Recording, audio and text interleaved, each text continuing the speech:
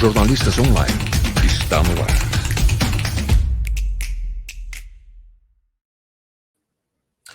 Olá, sejam bem-vindos ao Jornalistas Online e sejam bem-vindos ao Me Explica, o programa que explica as coisas, né, os assuntos principais do noticiário do Brasil, do mundo, de um jeito simples e acessível. Hoje, a gente está aqui com a nossa convidada Vivian Rio Stella, que é doutora em Linguística pela Unicamp, idealizadora da VRS Academy, e ela ministra cursos, palestras e jornadas de aprendizado em diversas áreas. Ela também é professora da ABERJ, da Casper Libero, da Casa do Saber, e é mãe de duas meninas. Vivian, seja bem-vinda, muito obrigado pela sua participação aqui no Me Explica. Eu que agradeço, Diogo, é um prazer estar aqui no Explica. Eu que acompanho tanto o seu trabalho, estou aqui agora para poder contribuir para esse tema tão relevante hoje em dia, né? Então, eu queria começar com a pergunta do nosso vídeo, né, da nossa entrevista. A gente ouve, né, muito falar hoje em dia, né, nas redes sociais, a gente vê essa discussão das pessoas usando uns pronomes chamados neutros, né, falando, em vez de falar todos ou todas, usa todes, usa palavras, né, enfim, que não remetem a um gênero específico, você não sabe, não dizem se é masculino ou feminino exatamente. A primeira pergunta que eu quero te fazer, então, é bem simples. Falar desse jeito tá errado, digamos assim, gramaticalmente, é uma coisa aceitável? E a segunda é, por que isso é importante? Bom, vamos para o conceito de errado primeiro.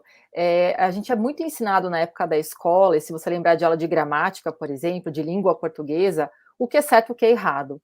E, na realidade, existem muitas variedades linguísticas. Esse é um conceito da linguística para dizer que cada um de nós fala de uma forma diferente, cada grupo social fala de formas diferentes, dentro de uma comunidade se falam de formas diferentes. Então, seria melhor a gente não ter esse eixo de certo e errado, mas sim de respeito à variedade linguística que é tão abrangente, é tão diversa no nosso país, mas não só, em todas as línguas tem variedade linguística.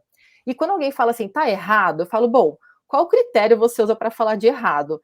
Tá no dicionário, tá na gramática, enfim, dos grandes gramáticos. Não está. Então, todes, obrigade, não está em gramática, dicionário ainda, porque esses documentos demoram a registrar aquilo que é mais espontâneo da língua. E que bom que a língua é espontânea, é viva, ela muda constantemente. Tem vários exemplos clássicos do vossa mercê para o você, para o VC, para o C, enfim.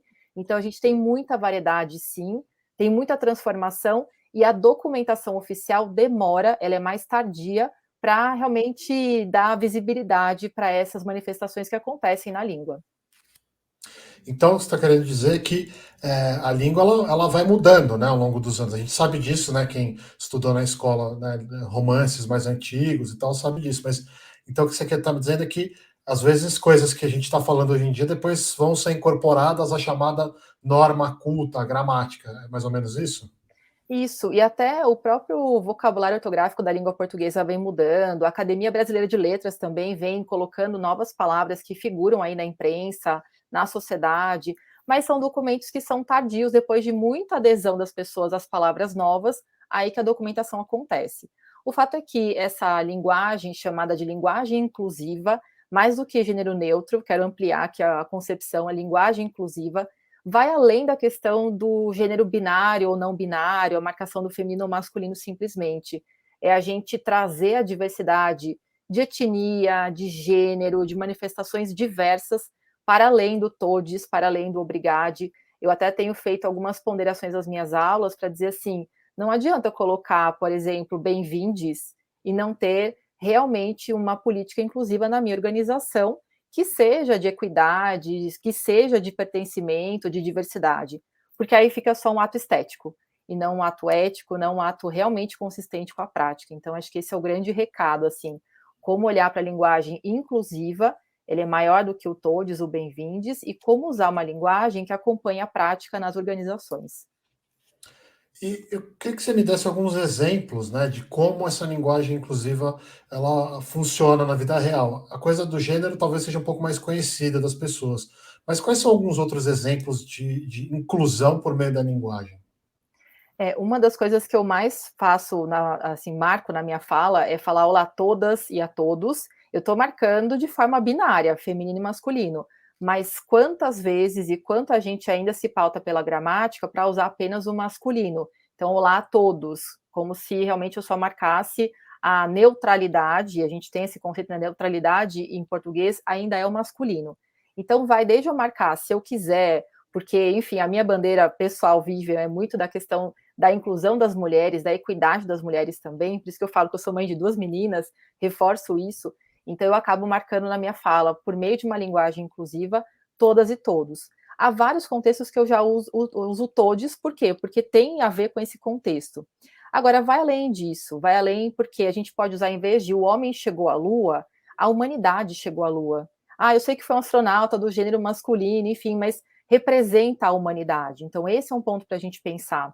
E tantas expressões que marcam o racismo, que são historicamente marcadas, que a gente deveria tomar mais cuidado.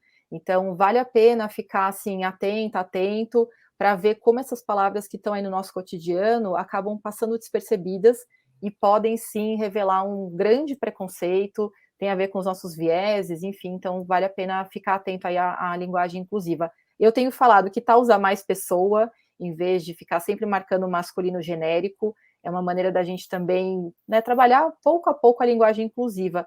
E vale dizer que para os linguistas, para as linguistas que fazem estudos sobre o tema, é um tema super evidente hoje em dia na área de pesquisa, sem dúvida é essa noção de como é que eu posso reestruturar minha frase, e não só ficar marcando feminino, masculino, ou não marcar o gênero não binário.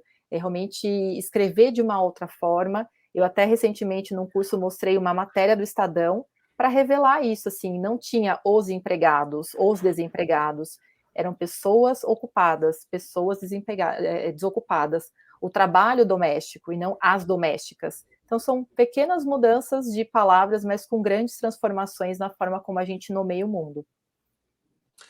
E dá para dizer que essa ideia de linguagem inclusiva tem a ver com a luta de grupos, né, que se sentem subrepresentados e são subrepresentados na sociedade, né, como, né, as lutas raciais, as lutas das pessoas contra o capacitismo.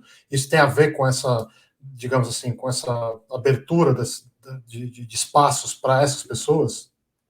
Sem dúvida que sim, porque quando a gente tem mais espaço para que essas pessoas tenham voz, manifestem suas reivindicações, elas começam a trazer quais são as expressões, palavras que as afetam, que a gente, às vezes, por não ser do grupo, acha que não afeta, ou ouço muito, né, mimimi, tá ficando muito chato, difícil de comunicar. Não, é porque a gente não percebe o quanto isso afeta as pessoas. Eu, de novo, vou falar exemplo de mãe de meninas. Eu vejo muito assim, a minha filha com 6 anos, ela é bem alta, e aí falam, nossa, ela tá uma mocinha. Eu falo, não, ela não tá uma mocinha, ela é uma criança grande, só isso, uma criança alta. Então, como a gente é marcado por expressões sexistas, etaristas, hoje em dia tem muita essa expressão falada, né, para quem é, enfim, 40, 50, 60, 70 a mais. Ah, você tá ótima para sua idade, e muito atrelado às mulheres.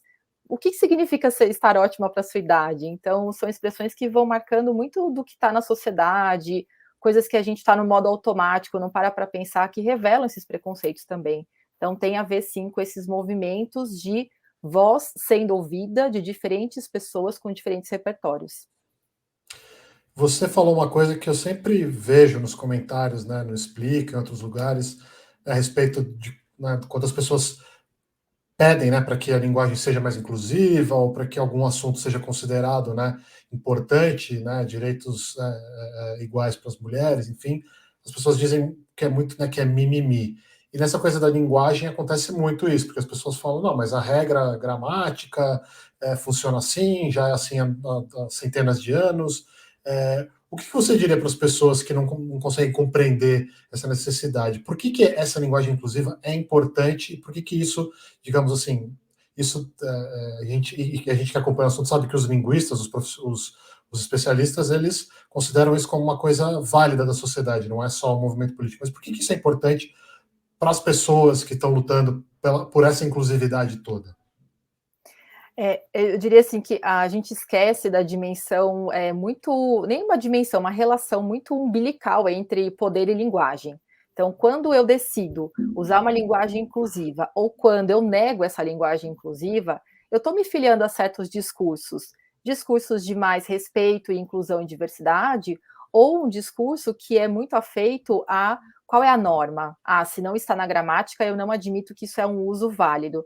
Então, para quem acha que não vale a pena trabalhar com linguagem inclusiva, acha muito mimimi, acho que vale a gente olhar como é tão diversa a nossa forma de expressão. E vale olhar também como um critério não só gramática, outros idiomas. O inglês tem adotado cada vez mais o gênero neutro, mas não só, também uma linguagem inclusiva permeando os seus textos na imprensa e fora dela. A Academia Sueca, por exemplo, também já adotou o gênero neutro há muitos anos para realmente designar essa forma não binária de expressão de gênero, né, feminino, masculino. Na Espanha também, na Argentina também. Então, é um movimento que vem acontecendo ao redor do mundo, não é só exclusivo ao português. Por isso, acho que vale a pena ficar atenta e atento. E se a gente pensar, por exemplo, que a Chimamanda, que é uma grande ativista, estudiosa, que fala sobre preconceito racial, fala sobre a inclusão das mulheres, ela no Roda Viva esse ano, né, em 2021, falou justamente que quando ela pensa em o doutor, né, the doctor, ela pensou automaticamente em um homem. Então, como as palavras revelam também o nosso pensamento, como a gente categoriza o mundo. Então, que tal a gente pensar em mais outras palavras inclusivas, pensar até mesmo em mais feminino e masculino, que seja a marcação coordenada, né, como a gente fala, feminino e masculino, ou pensar de fato em outras formas de expressar, nem que você não queira usar o todes, o obrigado, o bem-vindes, mas que você fique mais, assim, desperta para como fazer a sua formulação na sua frase, que não seja de exclusão, que seja de inclusão. Isso vale para expressões preconceituosas, racistas, etaristas, capacitistas, que tem tanto por aí também. E uma pessoa que está ouvindo aqui a nossa conversa está pensando, poxa, eu nunca tinha pensado sobre isso, acho interessante, acho importante. O que ela pode fazer para se informar melhor a respeito desse assunto, para começar a compreender maneiras de usar a linguagem dessa maneira inclusiva que a gente está conversando aqui? Olha, tem um texto que eu sempre recomendo, vou, né, puxar a sardinha para minha brasa, eu fiz Unicamp durante bons anos, e a Unicamp fez um parecer, porque existem vários governadores, deputados, que querem legislar contra a língua e contra a linguagem inclusiva. Então, na Unicamp foi feito um parecer em 2021, por meio de várias pesquisadoras que trabalham sobre o tema da linguagem, e elas colocaram lá, nesse parecer, que está disponível no site do IEL, né, que é o Instituto de Estudos da Linguagem, está lá disponível para baixar em PDF, enfim, está lá tudo explicando o que é linguagem inclusiva, onde é que você pode ter mais referências, por que ela é válida, sim, para a nossa transformação como língua e sociedade, e como não deveria haver leis proibindo esse tipo de manifestação, que é, enfim, legítima e é super espontânea, muitas vezes, também na sociedade. Esse é um primeiro documento, é um parecer da Unicamp. Também tem vários manuais de governo do estado do Rio Grande do Sul, tem manuais que são, agora a Volkswagen acabou de lançar, né, então as empresas têm lançado os seus manuais também de linguagem inclusiva, para despertar a atenção das pessoas sobre como nomear as pessoas, como nomear também, enfim, diferentes tipos de manifestações que são ligadas a pessoas com deficiência, a pessoas que, enfim, são mulheres que querem mais equidade, então olhar esses manuais que estão aí disponíveis na internet, acho que são formas da pessoa estudar um pouco mais.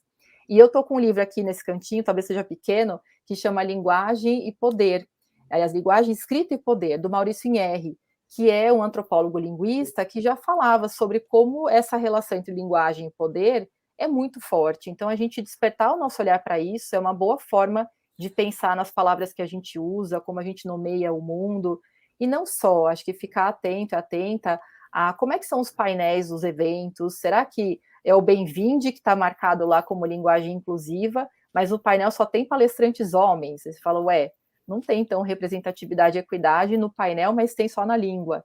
Então, acho que vale esse olhar mais desperto, assim, para o que está acontecendo na sociedade, e muita transformação ainda vem. Vale dizer, Diogo, que as pessoas mais jovens, por exemplo, elas não acham isso uma questão. Isso é quase um dado da natureza, usar gênero neutro para marcar uma relação não binária por meio das palavras. E há outras pessoas de outras gerações que acabam falando, não, como assim, como é que pode? Então começa uma discussão até geracional sobre a questão do uso do gênero neutro. Isso é bem interessante mesmo. E até estava lembrando de um dos textos mais polêmicos do Me Explica de todos os tempos, a respeito de quando a Dilma Rousseff era presidenta, e ela usava presidenta e as pessoas ficavam muito irritadas. Eu fiz um texto explicando justamente porque não era errado falar isso e as pessoas ficaram bem chateadas. Algumas, né, como explica por causa disso, mas até hoje eu chamo ela de presidenta porque ela se definia presidenta. Então, isso mas sabe, uma Diogo, discussão bem interessante. Tem uma questão aí que é a filiação ao discurso. Geralmente o que se via é que eram pessoas apoiadoras da Dilma Rousseff falavam presidenta. E pessoas não apoiadoras, como é que elas faziam para dizer de alguma forma que elas eram contrárias? Não adotavam presidenta. E gramaticalmente é super possível usar presidenta. E a grande pergunta que fica, por isso que eu uso muito mais a marcação do feminino, é por que o feminino é tão questionado? Na VRS, quando eu coloco uma legenda com feminino, tem gente que me manda mensagem e fala: esse curso é só para mulher? Eu falo: não. Por que eu tenho que usar masculino para dizer que é para todo mundo? Então, acho que esse é assim uma mudança de olhar mesmo para a linguagem. Por que a gente tem que toda hora marcar o masculino? Quantas vezes comecei um curso que tinha um homem, 20 mulheres, e eu falava olá a todas e a todo, fazia essa brincadeira, para não dizer olá a todos. Porque, poxa, só tem mulher aqui, tem um homem, eu tenho que, pela regra gramatical, usar o masculino? Não precisa, né? Pois é. Bom, Vivian, quero te agradecer muito pela entrevista, pelo tempo que você dedicou aqui à conversa e obrigado pela sua gentileza. Eu que agradeço, Diogo, acho que é um assunto fundamental para falar no Me Explica, para as pessoas ficarem realmente mais, enfim, atentos e atentas, então vale a pena consultar o que eu comentei com vocês aí de materiais, e qualquer dúvida, qualquer coisa, eu estou à disposição sempre para falar desse tema e tantos outros sobre linguagem. Obrigado, Vivian. Obrigado a todo mundo que está assistindo. Vocês já sabem, toda semana aqui no Jornalistas Livres tem um Me Explica Novo com uma entrevista interessante, importante e atual. Então a gente se vê na semana que vem. Um abraço.